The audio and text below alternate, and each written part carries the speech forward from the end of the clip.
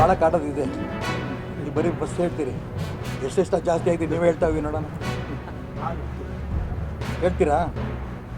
ನಾನು ಅದಕ್ಕೋಸ್ಕರ ಹೇಳ್ತಿರೋದು, ಗ್ಯಾರಂಟಿ ಅನ್ನೋದೊಂದು ಕೊಟ್ಟರಲ್ಲ, ಯಾವ ಜನನೂ ಗ್ಯಾರಂಟಿ ಕೊಡಿ ಅಂತ ಕೇಳಲಿಲ್ಲ, ಯಾವ ಹೆಣ್ಮಕ್ಳು ಕೇಳಲಿಲ್ಲ.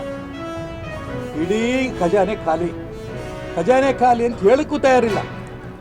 ತುಂಬಿಟ್ಕೊಂಡಿದ್ದೀವಿ, ತುಂಬಿಟ್ಕೊಂಡ್ರೆ 15% ಯಾಕೆ ಜಾಸ್ತಿ ಮಾಡ್ತಿದ್ದೀರಿ? ಯಾವ ಬಡವರು ಅನುಭವಿಸ್ಬೇಕು ಇದನ್ನು? ಹೆಂಡತಿಗೆ ಫ್ರೀ ಕರ್ಕೊಂಡು ಹೋಗ್ತೀರಿ, ಆ ಹೆಂಡತಿ ಚಾರ್ಜನ್ನ ಗಂಡಸನ ಹತ್ರ ವಸೂಲಿ ಮಾಡ್ತೀರಿ.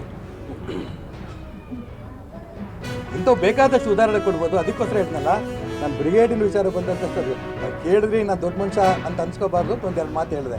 ನಾನು ಯಾವುದಕ್ಕೆ ಭಾಳ ಕಾರಣಕ್ಕೂ ಇವನ್ನೆಲ್ಲ ಕೂರಿಸ್ಕೊಂಡು ನಾನು ರಾಜಕಾರಣ ಮಾಡೋದು ಒಳ್ಳೆಯದಲ್ಲ. ಧನ್ಯವಾದ. ಆಪಾದನೆ ಬಂದದ್ದ 2 ದಿನಕ್ಕೆ ನಾನು ಪರ್ಮಿಷನ್ ತೊಗೊಂಡು, ಅವ್ರು ಒಪ್ಪಲಿಲ್ಲ, ಮುಂಚೆ ಬೇಡ ಅಂತಂದರು, ನಾನೇ ಒಪ್ಪಲಿಲ್ಲ. ಯಾಕೆಂದರೆ ನಾನೇ KJ ಜಾರ್ಜ್ ಅವ್ರ ಮೇಲೆ ಆಪಾದನೆ ಬಂದಾಗ ನೀವು ರಾಜೀನಾಮೆ ಕೊಡಿ, ತನಿಖೆ ಮಾಡಿ, ತನಿಖೆ ನೀನು ನಿರ್ದೋಷಿಯಾಗಿ ಬನ್ನಿ, ಮತ್ತೆ ಮಂತ್ರಿಯಾಗಿ ನಾನೇ ಹೋರಾಟ ಮಾಡಿದನು. ನನ್ನ ಮೇಲೆ ಆರೋಪ ಬಂದ ಸುಮ್ಮನೆ ಇದ್ದರೆ ನಾನು ಅದಕ್ಕೋಸ್ಕರನೇ ಇಮ್ಮಿಡಿಯೇಟ್ ಕೇಂದ್ರ ನಾಯಕರು ಹೇಳಿದೆ. ಆ 2 ದಿನದಲ್ಲಿ ಪಾಪ ಭಾಳ ಅರ್ಜೆಂಟ್ ಆಗಿಬಿಟ್ಟಿತ್ತು ಕಾಂಗ್ರೆಸ್ನವ್ರಿಗೆ. ಏನು ಸಾವಿರಾರು ಜನದ ಮೆರವಣಿಗೆ, ರಾಜೀನಾಮೆ ಕೊಡಬೇಕು ಕೊಟ್ಟೆ ನಾನು ಅದಕ್ಕೋಸ್ಕರ ಹೇಳಿದೆ, ನೈತಿಕತೆಯಿಂದ ನಾನು ರಾಜಕಾರಣ ಮಾಡ್ಕೊಂಡು ಬಂದಿದ್ದೀನಿ. ಅವರಿಗೆ ಕಾಂಗ್ರೆಸ್ನವ್ರಿಗೆ ಏನು ನೈತಿಕತೆ ಇದೆ ಇಲ್ಲ ಎರಡೂ ಹೇಳಲ್ಲ. ಯಾಕೆಂದರೆ ಅವ್ರು ಹೇಳ್ತಾ ಇದ್ದಾರೆ, ಖರ್ಗೆ ಹೆಸರು, ಪ್ರಿಯಾಂಕಾ ಖರ್ಗೆ ಹೆಸರು ಅವರು ಡೆತ್ ನೋಟಲ್ಲಿ ಬರೆದಿದ್ದಾರೆ ಅಂತ BJP ಹೇಳ್ತಿದ್ದಾರೆ. ಪ್ರಿಯಾಂಕಾ ಖರ್ಗೆ ಹೆಸರು ಡೆತ್ ನೋಟಲ್ಲಿ ಇಲ್ಲ ಅಂತ ಕಾಂಗ್ರೆಸ್ನವ್ರು ಹೇಳ್ತಾರೆ.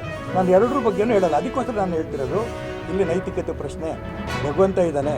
ಇವನ್ನೆಲ್ಲ ಭಗವಂತ ಅಂತ ಯಾಕೆ ಕರಿತೀವಿ ನಾವು ಸಾಧು ಸಂತರಿಗೆ?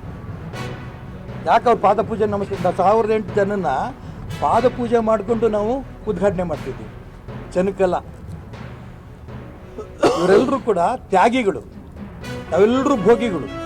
ಅವ್ರು ಮಾಡಿದಂಥ ತ್ಯಾಗಕ್ಕೋಸ್ಕರನೇ ಅವರಿಗೆ ನಾವು ಪಾದಪೂಜೆ ಮಾಡಿ ಈ ಬ್ರಿಗೇಡ್ ಶುರು ಮಾಡ್ತಾ ಇದ್ದೀವಿ. ಇದರಿಂದ ಕರ್ನಾಟಕ ರಾಜ್ಯದ ಹಿಂದೂ ಸಮಾಜಕ್ಕೆ ಒಳ್ಳೆಯದಾಗಲಿ, ಇದು ನಮ್ಮ ಉದ್ದೇಶ.